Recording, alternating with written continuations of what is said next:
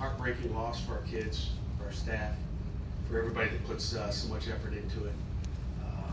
As I told our kids afterwards, it's tough to win a football game when you turn the ball over 3 times in the first half and really give them 10 points on, I think, a 34 to 17-yard drive.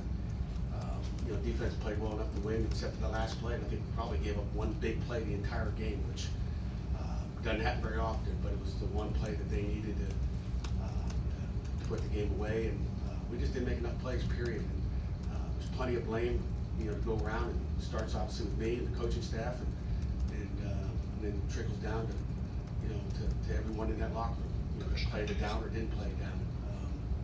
We just didn't make enough plays, and it's hard to win when you kick 4 field goals. Do I wish we would have gone for it on 4th and 1? Yeah, but when your defense is playing as well as they are playing, you thought, shoot, let's win with 4 field goals. So again, we can look back and question every call, offensively and defensively. We'd like to, but in the end, had too many drop passes, not enough, touchdowns, and it's hard to win with 3 turnovers and on a short field as well. So questions. I had 3 short field goals, which means 3 times in the red zone where you weren't able to find a touchdown. What was going wrong for you in that area? Well, again, mine was a pretty good defense. They're ranked in the top 25, I think, in just about every category. We rushed for 176 yards. Just making plays, finishing it up. We'll watch the tape. It's hard to tell. The disappointing one is when you get down to the 7-yard line and you go 3 plays and you get 6 yards and don't get in. But Kesman's been outstanding. I told you he'd be back, and he was. So, looking at a bright spot there from where he was earlier in the season, and just seemed like one of those games that the defense was playing outstanding, and really driven the ball on us. We go 3 and out of the last drive, which would be a good and 4-minute offense, and we don't get it. We were churning to get the run game, and then we get a 32-yard punt, which doesn't help any. To end it up, and then we give them kind of a short field. Again, a field goal wins it, but I would have liked to see their kicker go out there to make an attempt. So we didn't give them that opportunity. Do you feel you guys went too conservative there on that 4-minute drive? I mean, you can say that, but then you look at the drive before that where we're running all the way down to the 1-yard line. So we can always look back, and then if we throw passes and it's incomplete and the clock stopped, then we'll be complaining about that. So we had faith in our run game. We made some calls, and again, we can say it's too conservative. It's not too conservative if you get a first down. We needed to get a first down, didn't get it done. You said that you wanted to, in retrospect, not kick the field goal there on 4th and goal? No, I said we can look back and say that. I mean, the smart play was to kick the field goal. Some people say go for it. If you don't get it then, now you're losing the game. You're down. But to go ahead was huge. Momentum for us. Again, you go back and forth. We can lose sleep over it, but it is what it is. We kicked the field goal, we took a delayed game, backed it up, so we had a better angle than we had earlier in the season, and we popped it through.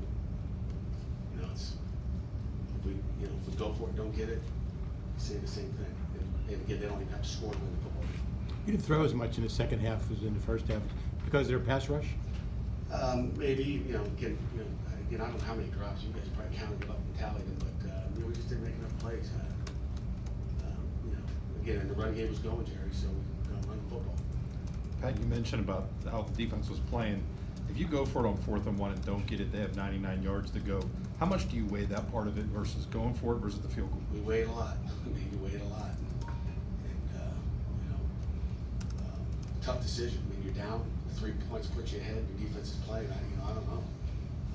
Again, it can go either way. It's just got to play the odds, and I guess wrong, so it's my fault. What was Mike Barzell in there on that punt return, and was he supposed to let the ball go there? It happened so quick that Coach Powell came running down to me and said, Frenchie had something in his eye, and that's what happened to him. But we never let the ball go 20 yards, so no.